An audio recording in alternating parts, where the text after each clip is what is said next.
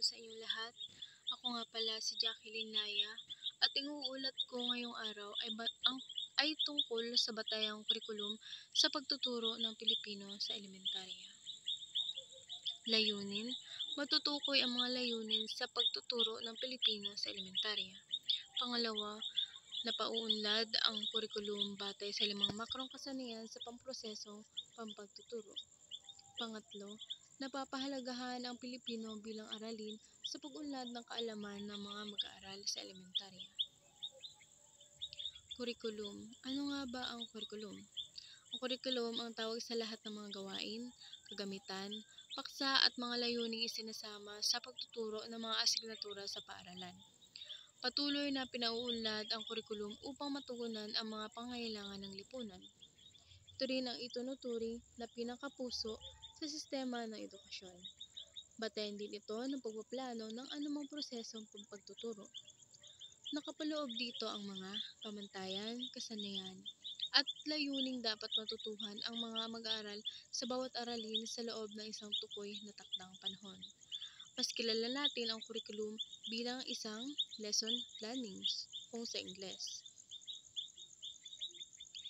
Ayon sa Artikulo 14, Section 6, ang wikang pambansa ng Pilipinas ay Pilipino sapagkat ang Pilipino ang kadalasang ginagamit na wika sa Pilipinas. Samantalang nililinang, ito ay dapat na payabungin at pagyamanin pa salig sa umiiral na wika sa Pilipinas at sa iba pang wika. Ito ay nagpapatunay na kinakailangang payabungin ang wikang Pilipino. Sa pamamagitan ng pagtuturo ng asignaturang Pilipino, gamit ang wikang Pilipino, mapapaunlad at mapapayabong natin ito. Sa paggamit ng wikang Pilipino, napalalim din ang ating wika at kultura. Makrong kasanayan. May 5 bahagi ang makrong kasanayan. Una, ang pagsasalita. Pangalawa, pagbasa. Pangatlo, pagsulat. Pang-apat, pakikinig. At pang-5, ang panonood. Unang baitang. Ang pagtuturo ng Pilipino ay may sinusunod na direksyon o tunguhin. Ang tunguhin sa pagtuturo ng Pilipino sa unang baitang ay makikita sa pamantayang pangnilalaman. Ito ang mga dapat malaman, matutuhan at maunawaan sa paksa ng mag-aaral. Layunin ng pagtuturo sa unang baitang. Una, na ipamamalas ang kakayahan sa mapanuring pakikinig at pag-unawa sa napakinggan. Pangalawa, na ipamamalas ang kakayahan at tatas sa pagsasalita at pagpapahayag ng sariling ideya, kaisipan, karanasan at damdamin. Pangatlo, naunawaan ang ugnayan ng mga simbolo at ng mga tunog. Na isasagawa ang mga mapanuring pagbasa upang mapalawak ang talasalitaan at pang-5, na ipamamalas ang iba't ibang kasanayan upang makita at mabasa ang mga pamilyar at di pamilyar na salita. Sa ikalawa at ikatlong baitang naman, una, na ipamamalas ang kakayahan sa mapanuring pakikinig at pag-unawa sa napakinggan. Pangalawa, na ipamamalas ang kakayahan at tatas sa pagsasalita at pagpapahayag ng mga sariling ideya, kaisipan, karanasan at damdamin. Pangatlo, naunawaan ang ugnayan ng simbolo at ng mga tunog. Pang-apat, na ipamamalas ang kamalayan sa mga bahagi ng aklat kung paano ang ugnayan ng simbolo at pang-5, na ipamamalas ang iba't ibang kasanayan upang makilala at mabasa ang mga pamilyar at di pamilyar na salita. Pang-6, na isasagawa ang mapanuring pagbasa upang mapala ang talasalitaan. Pang-7, nagkakaroon ng pagpapaunlad ng kasanayan sa wasto at maayos na pagsulat. Pang-8, nauunawaan na may iba't ibang dahilan ang pagsulat. Pang-9, na ipamamalas ang iba't ibang kasanayan upang maunawaan ng iba't ibang teksto. At pang-10, na ipamamalas ang pagpapahalaga ng kasanayan sa paggamit ng wika sa komunikasyon at pagbasa ng iba't ibang uri ng pampanitikan. Ika-4 hanggang ika-6 na baitang. Dito na ipamamalas ang kakayahan sa mapanuring pakikinig at pag-unawa sa napakinggan. Pangalawa, na ipamamalas ang kakayahan at tatas sa pagsasalita at pagpapahayag ng sariling ideya, kaisipan, karanasan at damdamin. Pangatlo, na isasagawa ang mapanuring pagbasa sa iba't ibang teksto at pagpapalawak ng talasalitaan. Pang-apat, na ipamamalas ng iba't ibang kasanayan sa pag-unawa ng iba't ibang teksto. Panglima, na pauunlad ang kasanayan sa pagsulat ng iba't ibang uri ng sulatin. Pang-anim, na ipamamalas ang kakayahan sa mapanuring panunood ng iba't ibang uri ng media tulad ng patalastas at maikling pelikula. At pang-pito, panghuli, na ipamamalas ang pagpapahalaga at kasanayan sa paggamit ng wika sa komunikasyon at pagbasa ng iba't ibang uri ng pampanitikan. Pamantayan sa pagganap.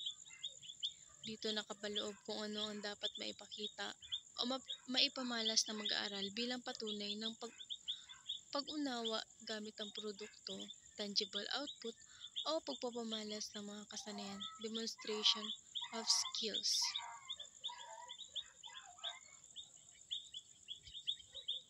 Natatalakay ang paksa o isyong napakinggan. Pangalawa, nakabibigkas ng tula at iba't ibang pahayag ng may damdamin, wastong tono at intonasyon. Pangatlo, na isasalaysay muli ang nabasang kwento o teksto ng may tamang pagkakasunod-sunod at nakagagawa ng poster tungkol sa binasang teksto.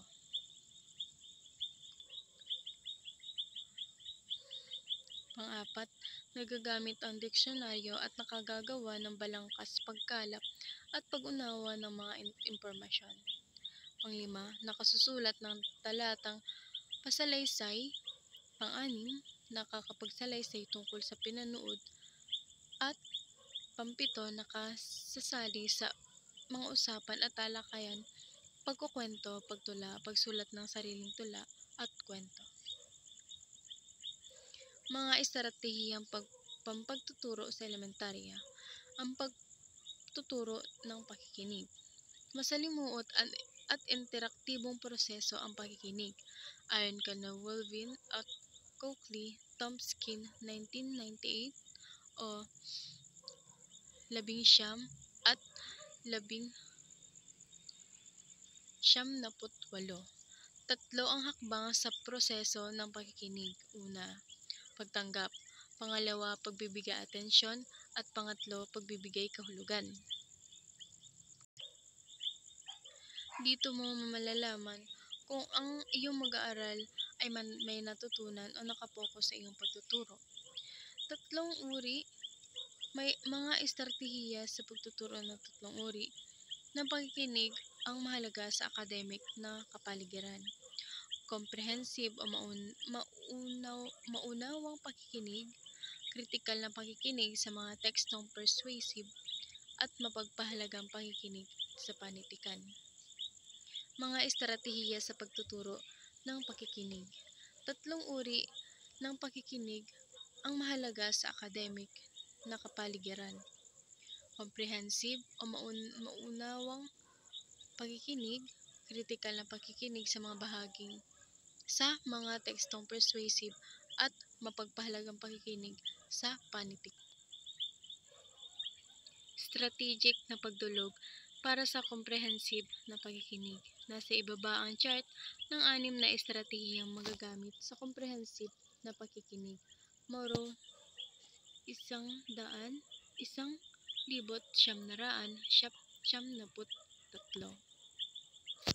Estratehiya, paglikha ng imahe. Gawaing pang-elementarya. Guguhit ang mag-aaral ng paglalarawan ng kapares niya sa JAD. Pagkakategorya, bubuo ng pangkat ang mga mag-aaral at ikakategorya ang mga maririnig na impormasyon. Pagtatanong hinggil sa di malinaw na impormasyon. Pag-oorganisa, pakikinig sa mensaheng nakatape at pag-aayos ng tekstong napakinggan ayon sa ibinigay na palatandaan, mga salitang naghuhudyat ng pagkakasunod-sunod, sanhi at bunga at paghahambing. Pagkuha ng tala. pagtatala ng mahalagang detalye sa balitang binasa ng guro o kamag-aral, pagbibigay pansin, pagtatala ng biswal at verbal na hudyat mula sa tagapagsalita. Tandaan, itinuturing na Biblia ng mga guro ang banghay-aralin. Dito nakapaloob ang mga aralin mo sa pagtuturo sa tiyak na araw na kailangang matutuhan ng isang mag-aaral.